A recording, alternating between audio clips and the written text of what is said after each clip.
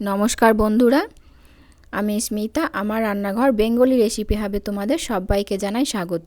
আমার আজকের রেসিপি হচ্ছে মটরশুঁটির ছিলা, আর এটা ব্রেকফাস্ট বা ডিনার দুটোতেই কিন্তু খেতে পারে। খুব হেলদি একটা রেসিপি। তো চলো শুরু করা যাক। তো তার জন্য প্রথমে নিয়েছি আমি একটি মিক্সি জার। এবার আমি মিক্সি জারে দিয়ে দিলাম মটরশুঁটি। এখানে 1 বাটি পরিমাণে মটরশুঁটি নিয়েছি, আর দিয়ে দিলাম 2টো কাঁচা লঙ্কা, তার সাথে দিলাম 5 থেকে 6টা রসুনের কোয়া, আর দেব এখানে 1 টুকরো আদা, দিয়ে দেব স্বাদ মতো লবণ, আর দেব জল। এবার জল দিয়ে এটাকে খুব ভালো করে কিন্তু ব্লেন্ড করে নিতে হবে। তো এখানে জল দিয়ে এটাকে খুব ভালো করে আমি ব্লেন্ড করে নেব। তো দেখতে পাচ্ছ মটরশুঁটিটা আমার ব্লেন্ড করা হয়ে গেছে। এবার আমি সেম মটরশুঁটির আমি এখানে 100 গ্রাম পরিমাণে সুজি অ্যাড করে দিলাম। এখানে আমি জল দিয়ে দিব। জল দিয়ে এটাকে খুব ভালো করে 2 থেকে 3 মিনিট মতো চালিয়ে নেব, মানে ব্লেন্ড করে নেব, যাতে একটা ভালো মসৃণ পেস্ট তৈরি হয়ে যায়।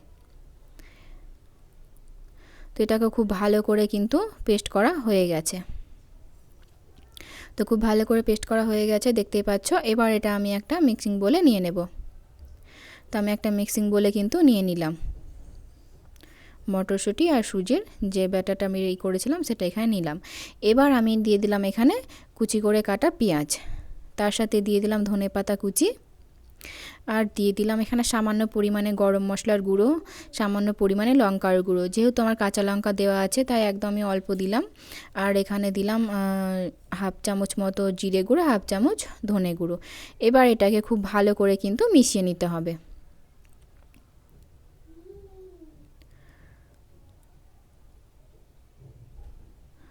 তো দেখতে পাচ্ছ খুব ভালো করে কিন্তু এটা আমি মিশিয়ে নিচ্ছি। এটা খুব ভালো করে মিশিয়ে নেওয়ার পরে কিন্তু কিছু সময়ের জন্য এটা রেস্টে রেখে দিতে হবে, যাতে সুজিটা খুব ভালোভাবে ফুলে ওঠে।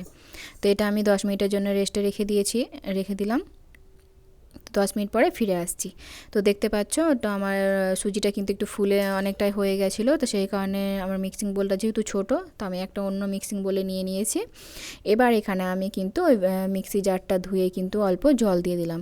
তো এটাকে একটু ভালো করে ফেটিয়ে নেব। তো এইরকম টাইপের রাখতে হবে, না খুব বেশি পাতলা আর না খুব গাঢ়। তো আমার ব্যাটারটা রেডি হয়ে গেছে। আর এই দিকে আমি কিন্তু এবার ছিলাগুলো কিন্তু রেডি করে নেব। তো তার জন্য আমি প্রথমেই প্যানে কিন্তু তেল ব্রাশ করে নিয়েছি। এবার আমি এখানে দিয়ে দিলাম ব্যাটারটা, 2 চামচ মতো দিয়েছি। তো যে যেমন বড় ছোট করতেই পারো। তো আমি এখানে 2 চামচ মতো দিয়ে কিন্তু এটাকে ভালো করে কিন্তু গোল করে শেপ করে দিচ্ছি। এবার এটা 2 থেকে 3 মিনিট মতো হতে দেব। তো দেখতে পাচ্ছ অনেকটাই কিন্তু হয়ে এসেছে। তো এবার আমি সাইড থেকে একটু তেল ব্রাশ করে দিচ্ছি।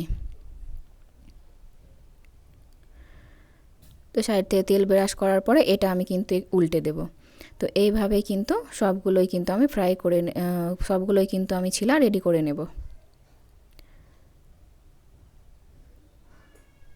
এটা একটা খুব হেলদি রেসিপি, আর এটা চাইলে ডিনার বা ব্রেকফাস্ট ডিনার দুটোতেই কিন্তু খেতে পারো, আর খেতেও কিন্তু খুব ভালো আর টেস্টি হয়। তো যে কোনো চাটনির সাথে এটা কিন্তু খেতেই পারো। ভিডিও ভালো লাইক শেয়ার এবং সাবস্ক্রাইব করে দেবে।